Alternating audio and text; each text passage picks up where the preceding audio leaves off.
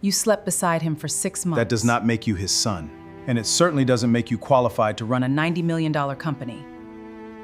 Read the will. Silas Rowan appoints Aaron Brooks interim chairman. No, he was medicated. His appointment took effect at midnight. Then he inherited a countdown, not a company. The board votes on my acquisition Friday. Until then, Mr. Brooks controls payroll, contracts, and every warehouse. I had held her father's hand when she stopped answering his calls. Then every phone at the table buzzed. Grant smiled. "Your main warehouse just lost refrigeration." I didn't answer him. I picked up the brass key, closed my hand around it, and walked out of that conference room while Camille was still calling my name. Because here is what Grant didn't understand about me. I had spent 19 years inside those warehouses. I knew what a failing refrigeration system sounded like, what it smelled like, what it cost by the minute. And I knew something else. Compressors don't all fail at once. Not 3 cold zones in the same hour. Not on the same morning a will gets read.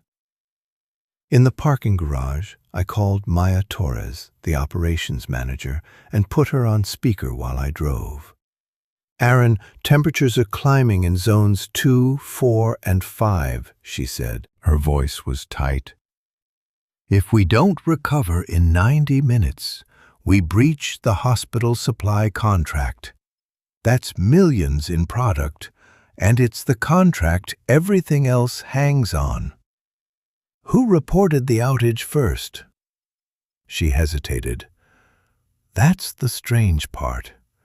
Mr. Vale's office called us before our own alarm system finished cycling." I filed that away like a splinter under the skin. Grant Vale knew my warehouse was dying before the people standing inside it did. "I'm 11 minutes out," I said. "Don't let anyone touch the controllers until I get there." When I reached the main facility, I swiped my old employee badge at the service entrance. The reader flashed red. I tried again. Red. A security guard I'd known for a decade looked at me through the glass, embarrassed. "Mrs. Brooks sent a directive this morning, Aaron, before the will reading. Your access was revoked at 7 a.m. Before the will reading. Camille had erased me from the building before she even knew what her father had written. That told me everything about how sure she'd been that I would sign that waiver. I held up the brass key Silas had left me, the old founder's key. It opened the original mechanical door on the north side, the one that predated every card reader in the building.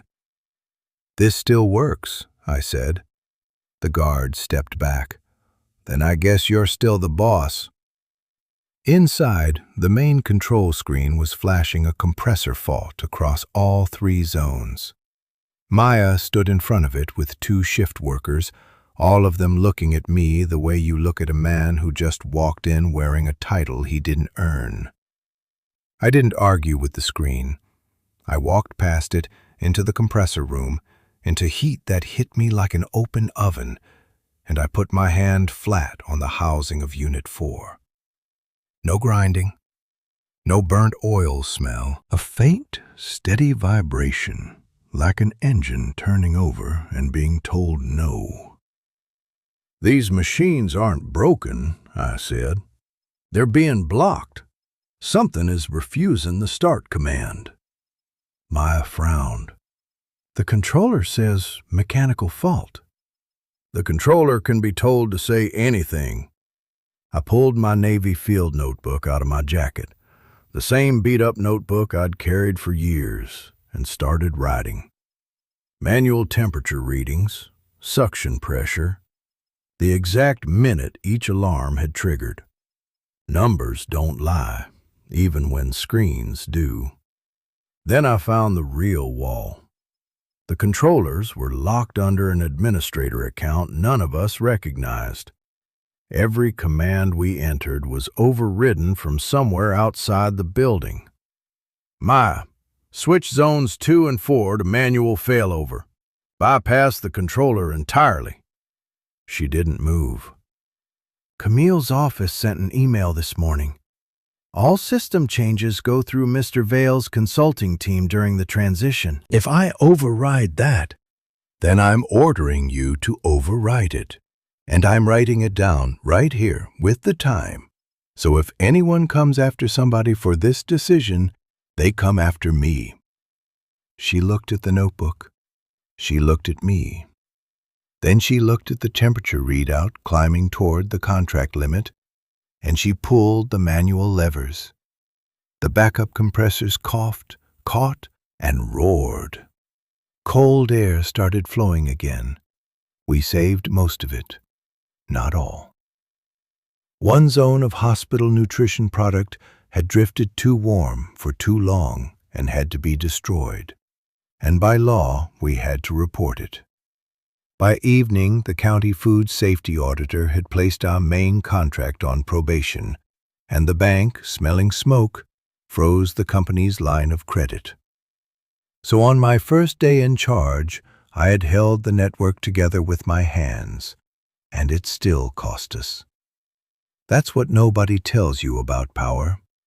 Sometimes you inherit a fire, and the best you can do is decide which rooms burn. But standing in that compressor room, wiping my hands on a rag, one question kept circling. The machines hadn't failed. Someone had sent a command telling them not to start. And Grant Vale had known before anyone. The next morning, the estate lawyer walked me through exactly what Silas had handed me, and exactly how little of it was armor. For 30 days, I controlled operations, and I controlled Silas's ownership vote. That was real. But the board could suspend me if they could show gross negligence or concealment of a material risk. Grant had already scheduled the acquisition vote for Friday morning, and here was the trap under the trap. If we lost the main supply contract before that vote, the bank had the right to force a sale of assets to cover our debt. In other words, every day the company bled, Grant got stronger. Because I was now interim chairman, I had the right to read the full acquisition agreement. I sat alone in Silas's old office, still smelling faintly of his cigars, and I read all 40 pages twice. The deal Grant had been selling to everyone as a rescue wasn't a rescue. It was a harvest. He would keep the 2 high-profit warehouses near the city. He would close the 3 rural warehouses, the ones serving small hospitals, nursing homes, and towns where we were sometimes the only refrigerated supplier for 100 miles. Roughly a third of our people gone. And the land under those closed warehouses would quietly transfer to a real estate affiliate Grant control. $90 million for the company. Far more than that over time for the pieces. I was still holding those pages when Camille walked in without knocking. Pastel pink blazer, black hair, and that flawless bun, every inch of her arranged. "You need to stop," she said. "You're turning a technical failure into a conspiracy because you can't accept that this company is finished." 3 cold zones don't fail at once, Camille. You know that. You grew up in these buildings. I grew up in this building's shadow. Something cracked in her voice, just slightly. Do you know what my father gave me for my 16th birthday? A shift schedule. My whole life, this company came first for him. And then I married you, and when he got sick, it came first for you, too. You quit your own contracts. You moved into his house. You spent 6 months spooning soup into a man who never once told either of us he was proud. He told me, I said quietly. Near the end, he told me things you would have heard too if you'd picked up the phone. She flinched, but she didn't deny Grant. She didn't even try. Grant sees me, she said. Not Silas Rowan's daughter, not the strategy director, me. And selling this company is the only door out of a life I never chose. I could have fought about the affair. Part of me wanted to. Instead, I slid one page across the desk, then explained this: an exclusivity agreement with Vale Capital, signed by you, dated 3 weeks before your father died. You locked this company into Grant's deal while I was still counting out your father's pills. And if the board delays or walks away without approved cause, we owe Grant a breakup fee big enough to sink us. Her chin lifted. I did what needed doing while you were playing nurse. You built the trap, I said, and now you're calling it a rescue. She left without another word, and the click of the door was louder than any argument. So by that second night, I knew my objective the way you know a load-bearing wall. Keep the company alive until Friday, prove the outage was sabotage, and stop that board from voting while somebody else's hand was on the scale. I went back to the warehouse to pull the system logs, because the logs would show exactly who sent the shutdown command. The logs were gone. Maya couldn't look at me when she told me. Camille's office emailed yesterday morning, before you arrived. Standard transition procedure, they said. Reset the local controllers so Mr. Vale's consultants could establish a clean baseline. She swallowed. I did the reset, Aaron. I didn't know a reset wipes the local command history. Whatever order shut those compressors down, I erased it. With my own login. She stood there braced, waiting for me to fire her. I understood why. Maya had worked those floors for 15 years, and she'd heard the stories about me, the old ones, the ones I'll get to. She figured a man with something to prove would need someone to punish. Maya, who taught this whole company to follow the chain of command? You did? Then the chain failed you, not the other way around. You got an instruction from the strategy director's office and you followed it. That's not a firing offense. That's Tuesday. I opened my notebook. What I need now is your memory, exact and honest. Write down what the email said, what you clicked, what times. No guessing. No protecting me, no protecting yourself. Just what happened. Something shifted in her face. Not trust yet, but the beginning of it. The main logs were gone, but I'm an old technician, and old technicians never trust one source. I laid my notebook readings alongside the utility company's power records, which nobody inside our building could touch. Power draw on those 3 zones didn't taper the way dying machines taper. It dropped off a cliff. One clean, simultaneous cut.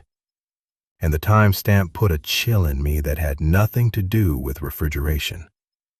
The compressors were commanded off exactly 11 minutes before every phone in that lawyer's office buzzed. 11 minutes before, Grant smiled and announced my warehouse was failing. The account that sent the command carried a generic name, External Admin, created recently, still active. The data proved a deliberate remote shutdown. It could not yet prove whose finger was on the button.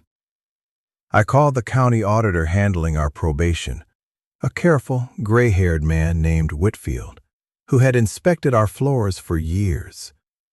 I asked him one question. When local logs are wiped, is there anywhere a copy survives? He was quiet a moment. There can be. Some facilities run an audit mirror, An independent archive that receives a copy of every system command in real time. If one exists and it's clean, it's the best evidence there is. Then his tone sharpened. But accessing archived system data for a contract facility requires board authorization, Mr. Brooks, or a formal self-report of a compliance violation. There's no third door. I thanked him and hung up, and I sat in my truck for a long time, staring at nothing, because I knew something Whitfield didn't know he was telling me. And the price of it was a door I had nailed shut 9 years ago. I called an emergency board meeting for the next afternoon and laid out the 11-minute gap, the power records, the external admin account, my manual readings. I watched the board members lean in, and for about 90 seconds, I had them. Then Grant stood up, calm as Sunday. "I won't deny there's an external account," he said. "My consulting team was granted system access to evaluate the assets before acquisition. That's standard due diligence, and the access was authorized inside this company." He let that sit. Then he turned to me almost gently. "But since Mr. Brooks wants to talk about unauthorized commands and refrigeration losses, I think this board deserves his full resume." I felt the floor tilt before he said another word. 9 years ago, this company lost a shipment worth nearly $5 million. Product for hospitals, spoiled overnight. Because the technician in charge ignored a sensor warning and kept the system running without approval. He looked around the table. That technician signed a memo accepting full responsibility. Then he was removed from management and spent the next 9 years turning wrenches. He turned back to me. "Would you like to tell them who signed it, Mr. Brooks? Or shall I?" Every eye came to me. "I signed it," I said. Here's the part I did not say, and God help me, I should have. 9 years ago, our biggest customer threatened to walk unless a shipment ran on schedule. A sensor on the line was throwing readings that could have been a real fault or could have been a bad sensor, and shutting down to verify meant missing the deadline and losing the account. Silas Rowan stood in my office at midnight and told me the company would not survive losing that customer. He didn't order me. He didn't have to. He looked at me and said, "Aaron, I need to know you're the kind of man who carries weight." I made the call. Me. Nobody forced my hand on that switch, and nobody forced my hand on that memo either. The sensor was real. The load spoiled. And when the smoke cleared, I signed a document taking every ounce of blame, because if the founder's judgment went on trial, the banks would have pulled out and 300 families would have lost their paychecks. I carried it. I stepped down. I told myself that was strength. At that boardroom table, a director named Okafor asked the question I'd been dreading. "Mr. Brooks, why didn't you disclose this history when you accepted the trusteeship 2 days ago?" And I stood at the fork in the road, and I chose wrong. "It was resolved years ago," I said. "I accepted the consequences then. It has no bearing on a sabotaged compressor now." True words, and a lie by shape, because I left Silas out of it again. The man was 4 days dead. His picture hung in that room. I could not stand there and hand his failure to a board that was deciding whether to sell his life's work. Camille sat through all of it and said nothing. But when Grant mentioned the memo, Her eyes didn't widen the way everyone else's did. They settled, and I realized with a cold, sliding feeling that she still had it, the original. I'd given it to her 9 years ago and asked her to keep it somewhere safe, back when I still believed safe and Camille were the same word. The board didn't remove me, but they didn't back me either. Okafor set the terms. The company would undergo a 24-hour operational stress test under my direction, monitored by the auditor. One more incident, one more surprise, and I'd be suspended on the spot, and Friday's vote would proceed with Grant's narrative unopposed. I walked out of that meeting having wounded my own case with my silence, and I knew it. Grant hadn't beaten my evidence, he'd beaten my credibility, and I had loaded the gun for him 9 years in advance. Grant didn't wait for the stress test to start playing dirty.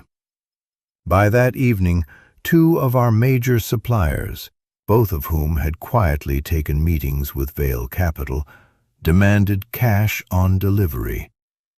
With our credit line frozen, that was a polite way of saying no deliveries at all. 5 warehouses, hundreds of workers, hospitals and nursing homes counting on trucks, and no money moving. I didn't fight it with paperwork. I fought it the way I know how, on the floor. I spread the maps of all 5 warehouses across a table and rebuilt the routing from scratch, moving inventory based on actual cold capacity instead of schedules written in easier times. I called our smallest commercial customer, a restaurant chain, personally, and asked them to accept a 1-week delivery pause so the hospitals and nursing homes came first. They said yes because I asked straight instead of hiding behind a form letter. Then I drove 2 hours to see Del Hartman, who had supplied Silas for 30 years, and I sat in his kitchen and asked him to ship us product on nothing but history. "The bank froze you out," Del said. "Vail's people called me twice this week telling me you're finished." "Del, in 30 years, how many invoices did Silas Rowan leave unpaid?" He looked at his coffee for a while. "0. I'm asking you to bet on the 0, not the phone calls." He shipped the next morning. Payroll was still short, so I signed away my own executive salary for the month before anyone could tell me not to. And that night, instead of sleeping, I walked the floors with Maya, checking every compressor by hand, unit by unit, warehouse by warehouse. Somewhere around 3 in the morning, in the 4th building, she handed me a coffee and said, "The night crew's been asking who the guy in the navy jacket is. I told them that's the chairman. They thought I was joking. Chairmen don't know where the condenser coils are." Camille found me at dawn in Warehouse 3, clipboard in my hand, frost on my sleeves. She looked out of place on that floor and knew it. "You're exhausting yourself to delay the inevitable," she said. "This is emotion, Aaron. It isn't strategy." I handed her 1 sheet of paper, the list of the 3 warehouses Grant would close, with the towns they served and the names of the shift leads. "Danny Ruiz taught you to drive a forklift when you were 14. Miss Ellen sent food to your father every week he was sick, and he ate it, even the weeks you didn't call. Those aren't line items." For 1 second, something moved behind her eyes. Then the bun, the posture, the armor. "Loyalty doesn't pay for refrigeration," she said, and walked out. At noon, the 24 hours ended. Every warehouse held temperature. Every priority delivery had gone out. not one alarm. Whitfield, the auditor, reviewed the data and lifted the probation, provisionally, in writing. And at the board meeting that afternoon, something happened that I hadn't planned. 24 employees showed up on their own time and stood along the back wall. They didn't say a word. They didn't have to. The board voted 3-2 to delay the acquisition vote by 72 hours and to formally demand an accounting of the external admin account. 3-2. The first crack in Grant's wall. And I learned one more thing that day from the bank's representative, half muttered in the hallway. Grant's financing wasn't patient money. His backers had priced this deal as a distressed acquisition. The whole $90 million valuation depended on the company looking like it was drowning by Friday. Every hour we ran clean, his numbers got worse. Which meant I hadn't just won a delay. I had made a controlled man start to lose control. I should have understood what a man like that does next. The meeting was breaking up, chairs were scraping, and then Camille stood. "Before we adjourn," she said, "I'm adding an urgent item." She walked the length of the table and laid a single yellowed document in front of Okafor. I recognized it from 20 feet away. I would have recognized it in the dark. My memo, my signature, 9 years old. "Read it aloud," Grant said softly, and Okafor did. That I had ignored a sensor warning, that I had kept the system running, that I had sought no approval from anyone, that my sole decision had cost the company millions.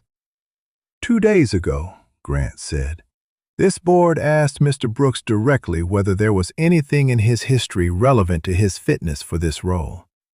He said the matter had no bearing. He concealed it. And I'd ask you to notice what yesterday's stress test actually proved.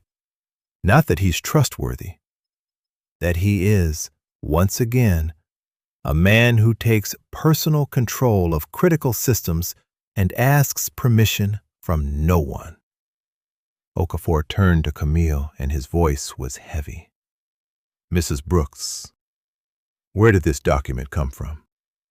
"Aaron gave it to me himself after the incident," she said. Her voice didn't shake at all. "I kept it because I knew him. I knew that someday he would put his loyalty above his judgment again, and someone would need to protect this company from what that costs." She had rehearsed it. I could hear the rehearsal in it. And underneath the polish, I heard the truth she wasn't saying. She had held my confession for 9 years like a stone in her pocket, waiting. I had one move left, the whole story. Silas's midnight visit, the customer ultimatum, the pressure that shaped that decision. It wouldn't erase my choice, but it would put the memo in daylight instead of shadow. I looked at Silas's portrait on the wall, 4 days buried, and I stayed silent. If you have never watched your own signature be used to take your life apart, I hope you never do. The board voted to suspend me for non-disclosure, effective immediately. Grant Vail was appointed crisis manager until the acquisition vote, which was moved up. Tomorrow morning. A security officer, the same man who'd let me in through the north door, stood beside me while I placed the brass key on the table. He whispered, "I'm sorry, Aaron." And I nodded, because it wasn't his fault, and somebody in that room ought to behave with decency. By evening, Whitfield had no choice but to reinstate the contract probation. Suspended chairman, concealed history, leadership vacuum. The dominoes I'd spent 4 days standing upright went down in an hour. Camille met me in the lobby with a cardboard box, my things from Silas's house, reading glasses I'd bought him, the chess set we never finished, a photograph of the three of us from a company picnic, back when we were something worth photographing. "The house goes on the market next week," she said. "If the deal collapses, the breakup fee has to come from somewhere." She wasn't cruel about it. That was the worst part. She said it the way you read a weather report. I carried that box to my truck and sat in the dark parking lot, outside the warehouse I could no longer enter, in the navy work jacket that no longer meant anything, and for the first time since the will reading, I had absolutely nothing. No key, no access, no title, no evidence anyone would certify, no wife, and no strategy. Because my strategy my whole life had been the same single move. Do the work, stay quiet, carry the weight, and trust that someday the truth would speak for itself. The truth doesn't speak for itself. I know that now. The truth waits, silent as a wiped log, for someone willing to pay the cost of saying it out loud. Camille tapped on my truck window a little after 9. Alone, no Grant. She got in the passenger seat like she'd done 10,000 times in 20 years, and for one disorienting second we were just a married couple sitting in a car. "I'm going to offer you a way out," she said. "Sign the waiver. Accept the sale. Don't contest anything tomorrow. Do that, and I'll persuade the board not to forward your memo to the state licensing board. You keep your license. You keep your trade. You walk away with the settlement and your name." She turned to look at me. "Aaron, this is the last time anyone offers you a door. Stop sacrificing yourself for a company that never once loved you back." I studied her face in the dashboard light. The woman I'd married was still in there somewhere. That's what made it hurt. "Were you ever going to come back?" I asked. "When he was dying, all those months? Was there ever a night you almost drove over?" She looked out the windshield for a long time. "Grant asks me what I want," she said finally. "Do you understand that? In 42 years, he is the first person who ever asked me what I want. My father assigned me a life, and you, Aaron, you never chose me over anything either. You chose duty. Every time. You just called it love." She wasn't entirely wrong, and that's why I didn't argue. She wasn't running toward money. She was running from a lifetime of coming second. But understanding why someone sets the fire doesn't unburn the house. "I'm not signing," I said. She closed her eyes briefly, nodded once, and got out of my truck. And I understood that whatever happened tomorrow, that was the real end of my marriage. Right there, quiet, in a parking lot.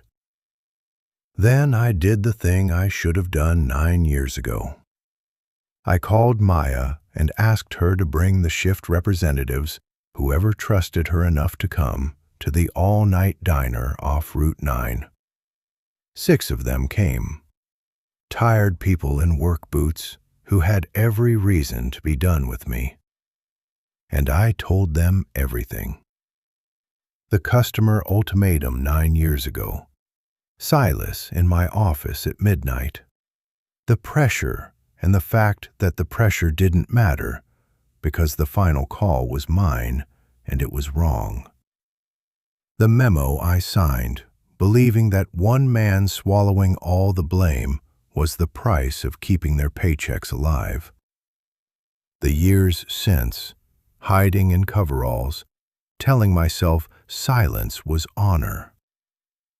I let a good story about me die, I said. to keep a good story about Silas alive, and tonight Grant Vail is running the company because of it. Then I told them the last piece, the piece not even Maya knew. After that incident, I made a promise to myself that no warning would ever vanish in this company again. So I built something, an independent audit mirror wired in below the main controllers. It receives a copy of every command the system ever gets, and nothing inside the network can erase it. It's been recording for 9 years. I let out a breath, and I never got board approval to install it, which means the only way to use what it knows is to walk into the county office and report myself for an unauthorized system on a licensed food safety facility. If I do that, I could lose my technician's license. It's the only trade I have left. The table was silent. Then Maya said, "The shutdown command, the one I erased." "The mirror has it." "If it's still recording," I said, "the mirror has everything."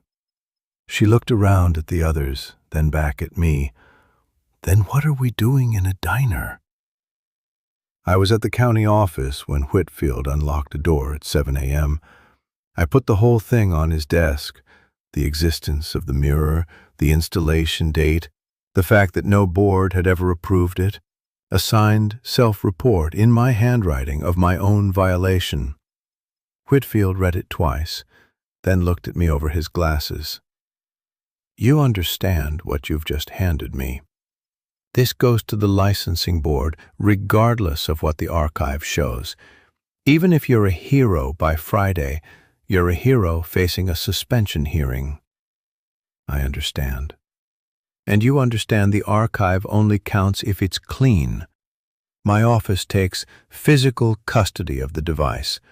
If we find one sign you've altered a single record in 9 years, you're not a whistleblower anymore. You're a man who manufactured evidence." "Take it," I said. "All of it." Maya arrived an hour later, unprompted, and submitted her own written statement about the controller reset, every word of it accurate, including the parts that made her look bad. She would not let me carry it alone, and I have never respected anyone more. Whitfield's team pulled the mirror and spent the day verifying it. Late that afternoon, he called me in and laid the certified extract on the table, and there it was, in cold print. The external admin account had been created using administrator credentials assigned to Camille's office. The credentials had then been handed off to devices registered to Grant's consulting team. In the 2 weeks before Silas died, 3 separate suppression commands had been tested against the refrigeration network. Small ones, quiet ones, rehearsals. And the final command, the one that killed 3 cold zones, was logged exactly 11 minutes before Grant announced the outage in the lawyer's office. 2 weeks before Silas died. While I was feeding him. While Camille wasn't answering his calls. They were already inside the walls, practicing. "This proves premeditation," Whitfield said. "What it doesn't prove is Grant Vail's finger on the keyboard. He'll say a consultant exceeded authority. He'll fire someone junior and express his deep concern. I've watched men like him do it." He slid the certified copies across. "The data affects the board's fiduciary duty. They're legally obligated to hear it before any vote. Suspended or not, you have standing to present it. What you do with it, Mr. Brooks, is up to you."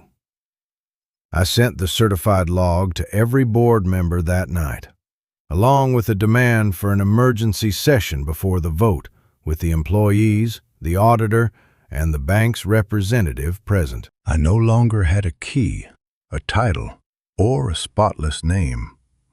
What I had was the truth, certified, and the receipts for what it had cost me.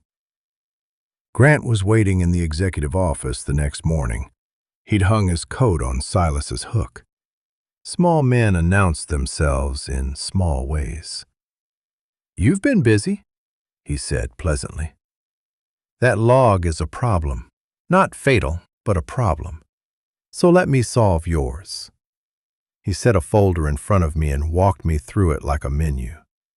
A $2 million retention bonus, payable at closing. Chief Operating Officer of the 2 flagship warehouses under Vail ownership. And the sabotage question resolved cleanly. A consultant, already selected, would be found to have exceeded his authority. Regrettable. Handled. "You can save half this company and be a wealthy man inside it," he said. "Or you can lose all of it defending a business model that died with the old man. You're a practical person, Aaron. Machines, outcomes. Be practical."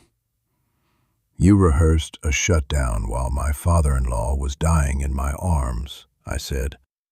"There's no number on that page." Something flickered behind his charm, there and gone. "Then you've chosen the hard version," he said, and picked up his coat. The emergency session filled the boardroom past capacity.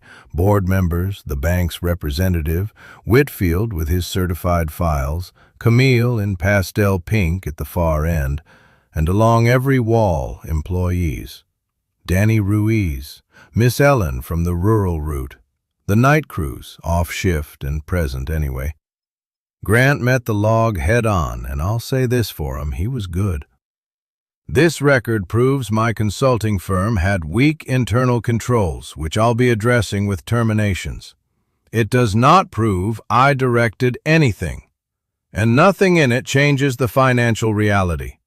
This company is out of credit and out of time. My offer remains the only funded path forward." He was right about the math of the room. With his 2 board allies and Camille's proxy, he still had the votes, unless the board found gross misconduct by Grant himself. So I didn't argue with Grant. I turned to my wife in front of everyone whose lives were on that table. "Camille, 3 questions, and I only need the truth. Did you authorize the administrator access that created the external admin account?" A long pause. "Yes. Grant's team needed to evaluate the systems. It was due diligence." "Did you know his plan closes the 3 rural warehouses? Danny's warehouse, Miss Ellen's route?"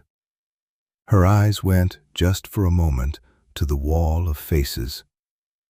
"I've seen the operating plan," she said quietly. "Yes." "Then here's the last one. Will you withdraw your proxy just until the investigation of that account is finished?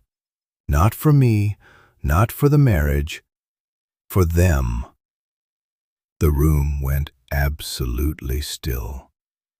And I want to be honest with you, some part of me, even then, believed she would do it. 20 years leaves embers. Camille reached into her folio, took out the proxy form, and signed it. Final and irrevocable. She slid it down the table to Grant. "I've spent my whole life," she said, and her voice was steady and terribly tired, "serving a company that took my father, my marriage, and every choice I ever wanted to make. I won't give it one more day, not one more hour. I'm sorry, Aaron, but my answer is no." There was no confusion left to hide behind. She knew about the account. She knew about the closures. She chose anyway in front of the people it would cost. I felt 20 years close like a book. Then the bank's representative cleared his throat, and the whole room turned. "There is a condition precedent to Mr. Vail's financing. that this board should be aware of before voting, he said. Given the recent outage, his backers require a live failover test of the refrigeration network, witnessed and completed before close of business today. If the network performs, the distressed valuation underlying the $90 million offer will be, in their words, re-examined. I watched that land on Grant. If the test failed, he bought a broken company cheap. If it succeeded, his crisis, his price, and his leverage evaporated in a single afternoon. Every eye in that room understood the same thing at the same time. The whole fight came down to 1 hour, one machine, and one question. Would the network hold? The session moved down to the main warehouse control room because the board needed to witness the test with their own eyes. Board members in overcoats among the pallet racks. The banker, Whitfield, who insisted the certified audit mirror feed be projected live on the control room's wall screen. Every command visible to everyone as it happened. Maya at the console. Employees crowded along the rail. Camille near Grant. And me standing back from the panel with my hands at my sides because I was still suspended, and a suspended man touches nothing. Grant liked that. I could see it. He thought my empty hands made me harmless. Before the test began, Okafor gave me the floor for the certified findings, and I did the thing 9 years overdue. I did not start with Grant. I started with myself. Before you weigh this evidence, you deserve to know exactly who's presenting it. 9 years ago, I made the decision that spoiled $5 million of product. There was pressure on me that night from a man whose portrait hangs upstairs, and I honored his memory by hiding that from you 2 days ago. The pressure was real. The decision was still mine. I concealed part of the truth from this board, and I installed a monitoring system without your approval, and I have reported myself to the county for it. And I will accept whatever the licensing board decides. Every flaw I have is now on this table. Which means, Mr. Vale, there is nothing left for you to reveal about me. So let's talk about what the mirror reveals about you. I walked them through it, my Navy notebook in one hand, the certified log on the screen.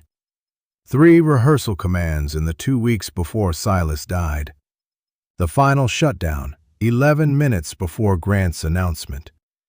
The credential trail from Camille's office into his consultant's devices. Grant didn't blink. A rogue consultant, as I've said. He'll be dealt with. None of this changes today's math. Then Whitfield turned to me with the question I knew was coming, because he'd warned me it would. Mr. Brooks, for the record, the mirror data is now formally entered in a state proceeding that includes your own violation. You have the right, at this stage, to withdraw the submission. If you withdraw, the licensing matter likely closes quietly. If it stands, so does your hearing. Do you wish to withdraw? The room waited. My license, my trade, the last thing with my name on it. It stands, I said. This company nearly died from things people erased. It will not be saved by one more deletion. Okafor nodded slowly, and something in the board's posture changed. Then he said, "Run the test." Maya's hands moved across the console, steady and precise, following the failover procedure step by step. Primary compressors offline. A held breath across the whole floor. Then the reserve compressors thundered awake. 1, 2, 3. Clean as a heartbeat. The temperature curves on the screen barely trembled. The network wasn't drowning. It never had been. It had been held underwater. I watched the banker write something down, and I watched Grant watch him do it. $90 million of leverage, dying in real time on a temperature graph. And then a new line printed on the projected mirror feed, and Maya stiffened. "External admin just requested access to the failover controls," she said. "Someone's trying to get into the test. That account needs to be locked out, now." "Leave it," Grant said. Too fast, too sharp, heads turned. He recovered his voice, smoothed it. "The consultants are entitled to observe a live systems test. Leave the access open." Maya looked at him, then deliberately, in front of everyone, reached for the lockout. And Grant Vail, a man whose entire life was control, watched his crisis, his valuation, and his plan dissolving on a wall screen, and he could not stand it. He took out his phone. Right there, 10 feet from a live evidence feed, he logged into the administrator dashboard he had sworn under board questioning he had no access to, and he sent one command: "Disable reserve compressor." It printed on the wall in letters a foot tall. His authentication code, his registered device, his account name, time-stamped to the second, mirrored to a county custody archive he could never touch. For a moment, nobody in that control room breathed. "It's a stress verification," Grant said, and for the first time since I'd met him, his voice cracked at the edges. "Any acquisition requires... You have to test the system under adverse..."